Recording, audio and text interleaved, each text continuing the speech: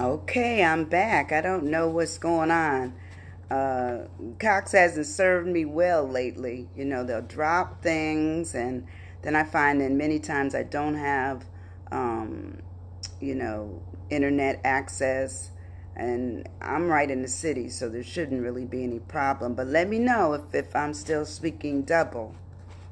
I hope you all can come back and hear what I'm saying. But anyway, so stimulation really speaks to what it is that you're getting. Hey, Janice, thanks for coming back. Um, it really speaks to what you get out of where you're going. You are absolutely motivated and excited and interested about doing something that is yours. And therefore it makes it important. It makes it your thing to do, not anyone else's. It doesn't have to be. Jean, I can hear you fine. Okay, good, good. Um, so anyway, glad to have you, Jean.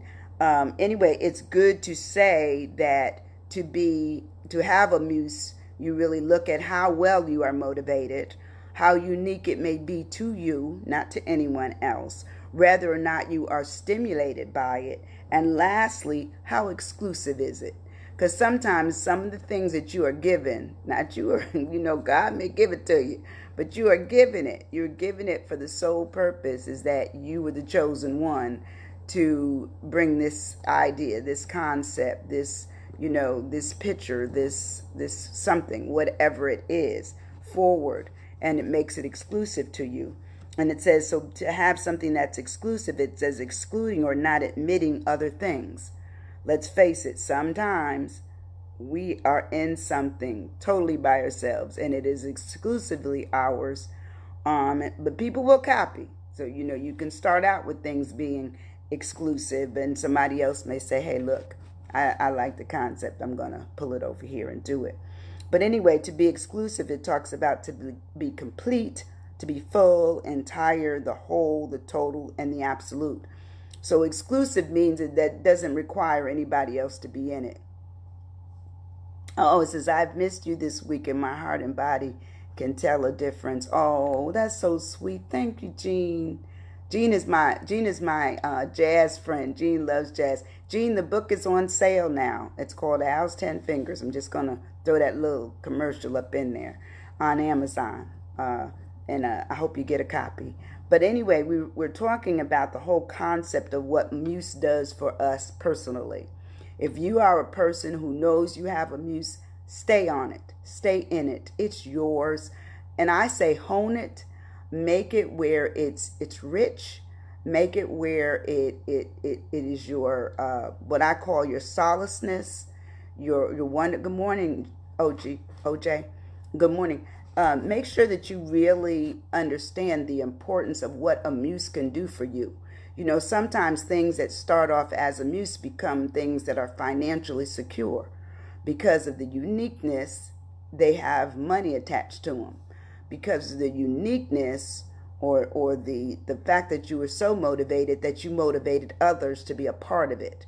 And we, I think, as humans, we want people to like what we do. I don't care as much as we say we don't. We still want people to like it enough that makes it worthwhile, worth their time. Like, I appreciate every one of you who even just glance to come by the room where I'm in on this space and stop, because I know it's a scrolling time. And most people they scroll through the Facebook. So when they stop, I'm excited because I feel this is an opportunity for me to show people what it is. Good morning, Lawson. Good morning, Ashley again. To show people that I mean business about what I do. For me to do this session every day, it calls for preparation. That's my muse. It calls for me to be knowledgeable as I can and stay in the frame of mind that I'm helping somebody, maybe prepare a book. I'm helping somebody maybe clear their day and feel better about who they are. I'm helping someone to say, hey, she pays attention to me even though she doesn't know what I'm going through. And that's true. I don't know what everybody's going through, but what I can say is we're all in this together in terms of having to pay attention to something that we've never dealt with before. We have never dealt with in our lifetimes, a pandemic. We've never dealt with not being able to go and do and see and be all that we want to be and do in the course of our days, our weeks. And in this instance, they're even talking about sometime next year before a vaccine is found and certainly certified to be a great cure. So until then, what do you do? What do you do? I encourage you to find a muse. I encourage you to find something that really excites you, really motivates you, really makes it so unique to you that you hone it, you craft it, you build it. You build it, it's yours. And then once you do that, can't nobody say anything about who you are. They may not like what you're doing, but that's okay. It wasn't given to them. Sometimes you have to just stand still long enough to say, wow, this opportunity was given to me. And I'm going to use it. I'm going to use it to my good and not to my detriment. I'm going to make it where I absolutely, know that I have something to take. I have some place to take this. I'm going to take it up. I'm going to take it where I'm doing more in it, and I'm making them, a bigger splash about it, And as I said, sometimes your muse may bring you money. So it could be a double M. M for the muse and M for the money. Both are, to me, they're higher up than what we might be currently doing. And so one day, I'm going to tell you right now, I hope that God will bless and I will be able to do, a podcast and do some other things that really speak to multiple numbers of people that address issues that maybe they haven't even thought about. Because they haven't been so much clutter, so much things going on, they can't get back down to their basement and understand that they have to come back up. They have to come back up and surface or resurface to a level that takes them higher and higher and higher. And I think a muse does that because it's in your spirit to do something. If you all have a muse, put it down there. I know Ashley's is painting, and I think Joan said hers was liking to write. I know Joan's been a writer of poetry and stuff for years. I remember it when I first met her years ago. So I know what Joan does. But some of the other ones, what do you do for your muse? What is it? Write it in the thread. Let me know. And if it's something that you consider to be extremely exclusive, write that down. Because sometimes we don't always, we might be doing something someone else is also doing. No problem. You do yours your way, and they would do theirs their way, and which makes it's happy. We can all live with what we're doing. So getting down to my questions, and I have some. Okay. Today's questions are, and I hope you have a pen, and I'm hoping that you're sharing these videos because I am trying to build on the fact that I hope I have a larger crowd one day. It says I better watch Muse Part 1 on YouTube later. Okay. Yeah, I didn't go back. I went through it, and actually because the word is so small, it was easy for me to get through. And sometimes if I don't get like a lot of information in the thread, I can move on faster. And I didn't tell a lot of stories today. But my first question is for Muse. And you could still write this because you know what Muse is, right, Jean? It's the fact that it is a spirit that kind of inspires you to do something that's so special and might be unique to you, but you're motivated by it, you're excited about it, and it may be exclusive just to you. So write that down. Some people may be the best gardeners in the world and can grow beautiful, vegetables and fruits. Don't ask me to do that. Can't do it. So anyway, let's see. Okay, prose and poetry. Okay. Hi, Charles. How are you? Inspiration. Okay. I like that. All those things are our muses. I know for a fact that even if it's not his muse, Charles loves to dress. And every time I've seen Charles, even when I felt that, he's a sharp little guy. I'm thinking, wow, he's always on point, always on point. He's like myself. I also like to dress, and I like a little color. So I'm encouraged when I see people doing what they love to do. Be your original self. Be who you are. If it inspires you to dress, if it inspires you to have a certain accessory style, like I'm somebody told me recently that I'm known for my scarves. That I will wear a scarf and I will put it on my head and make all kinds of great things going on. And I do. I love that. To me, as far as I'm concerned, that's part of me. But I've always had a fascination with scarves since college.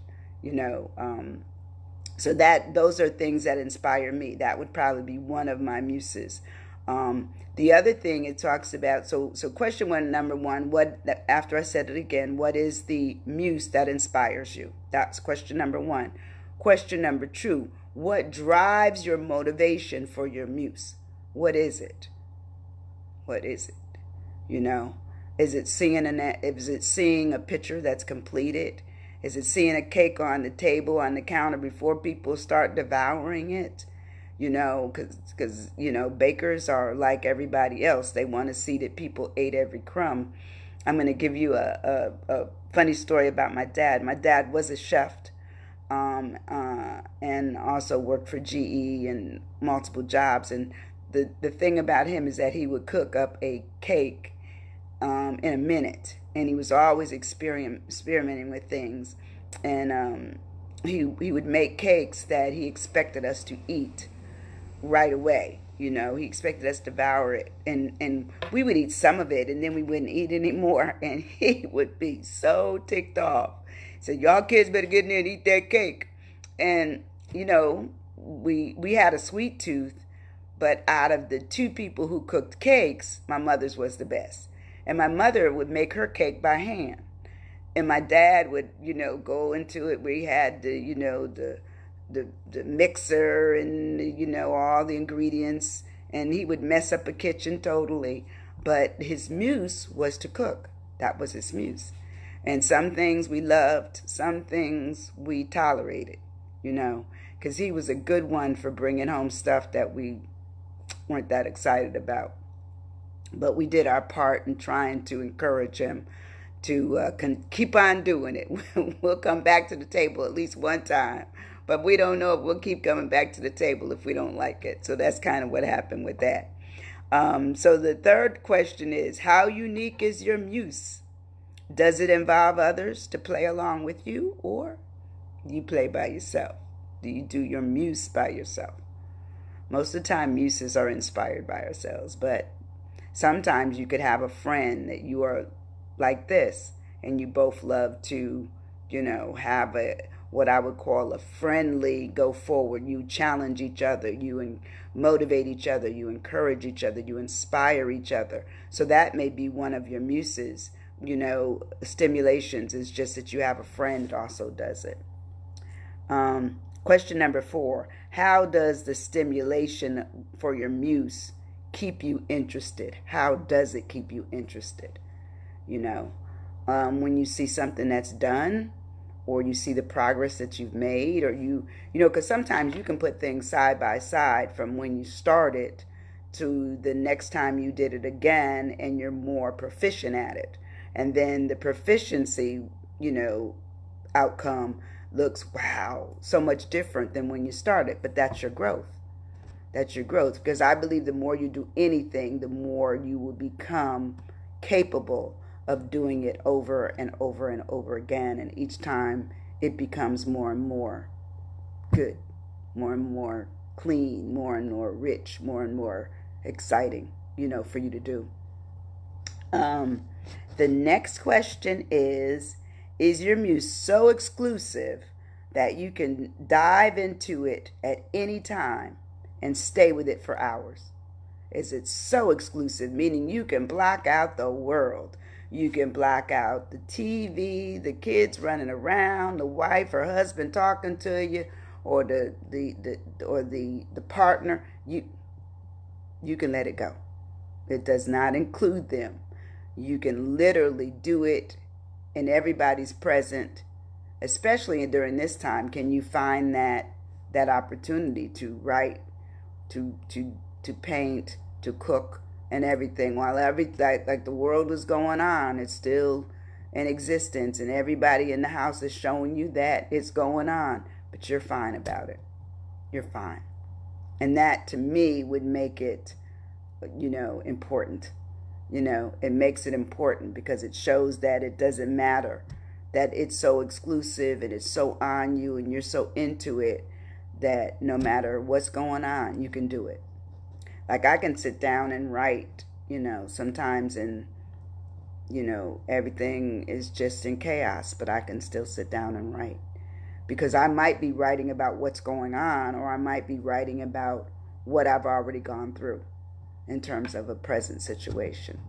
Getting in touch with who you are, to me, during this time in our lives is extremely important. We should all come out on the other side of pandemic better, being able to say no more, being able to identify what our MUSE is, and then being able to go into it and say, hey, I unapologetically am going to do this. I'm not going to worry about what y'all think. Y'all had me a long time, housed up, quarantined. I'm going to go and do what I want to do. I'm going to go to the beach and paint a scene. I'm going to go to the beach and write my poetry. I'm going to just be free on the other side of pandemic, but I'm going to take some new stuff with me.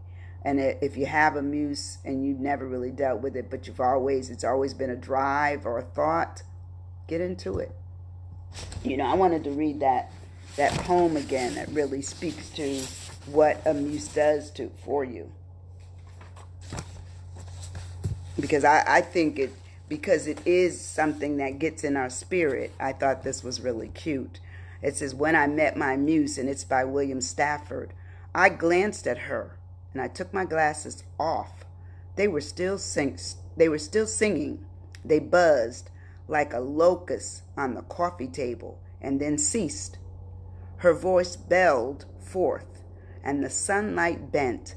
I felt the ceiling arc and knew the nails up there took a new grip on whether they touched. I am your own way of looking at things, she said. When you allow me to live with you, every glance at the world around you will be a sort of salvation. And I took her hand. Meaning, it didn't come in as if it walked through the door. It came in as a spirit of, it was given. It was given. And for those who believe in the Lord, it was given by the Lord. For those who just believe in the universe, then you can say the universe gave it to you. I'm taking the Lord, but some people will say that their spirit to do something, came in. And because they're now inspired to do something based on what came with it. The fact that it came to you, the fact that it was given. I mean, have any of you awakened from a sleep and had something that you didn't have before you went to sleep? Anybody? For myself, it's absolutely yes. Sometimes after you've had a good sleep, especially, welcome back, especially if you've had a sleep in REM, deep sleep. They said if you can get a deep sleep, you're more apt to come back up, not only revitalized to do things, but being extremely knowledgeable about what you remember from your rest, and also the ability to act on it. So that I encourage people to get as much rest as you can. Sometimes, because we've been, in the house so long, we may feel that we don't want to lay down. We don't want to go to sleep because that's all we've done for a while. But if you go to sleep with the idea that I'm going to wake up with a new idea, and I'm going to tire yourself out, because that's what I do sometimes. I just make sure I run it down. And then when I get in my chair or get in my bed, I'm good. I wake up with something. That's how Al's 10 Fingers, the book, came to me, is that I'm writing the big book, which talked about all the things that Mr. Al Martin has been through his lifespan.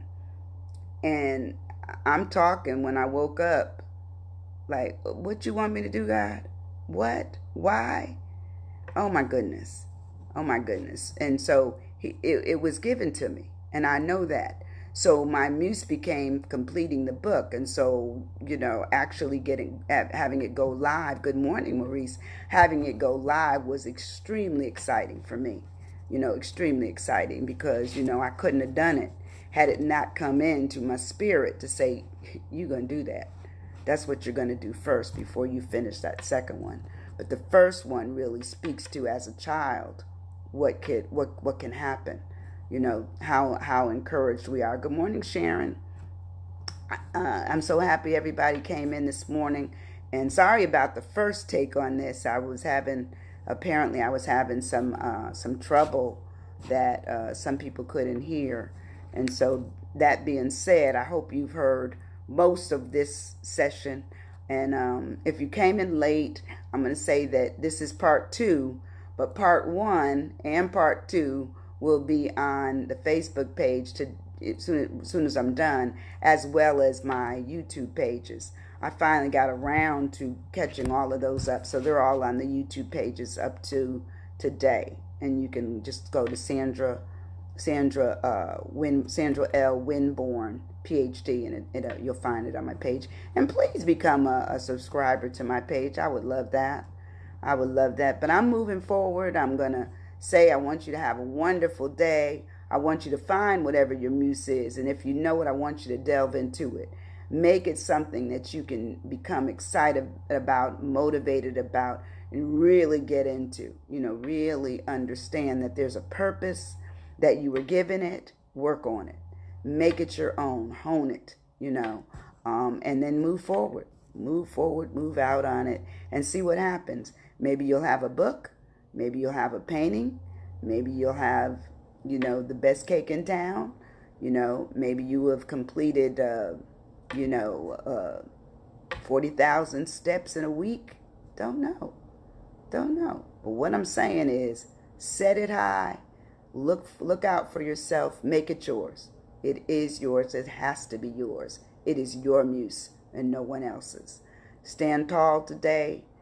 Be what I call, be cautious. If you have to go out, do cover up. Okay? I love you very much. I hope I see you again tomorrow. And please, please, please, go ahead. Share this video. Have a great day. Bye-bye.